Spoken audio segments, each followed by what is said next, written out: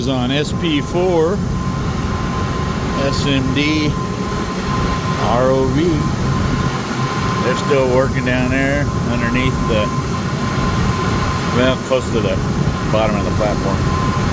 Spar, or whatever you call this thing. Yep. Doing a little cleaning.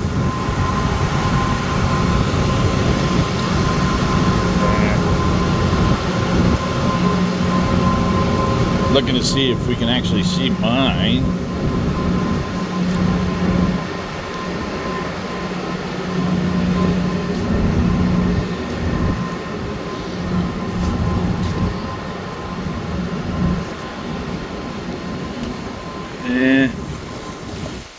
Well, kinda. It's down there a little ways. It's inside the.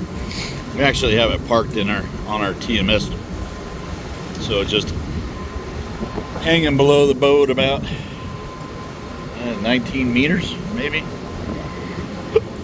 Not a whole lot going on out here. Just got off shift. Ready to go take a nap.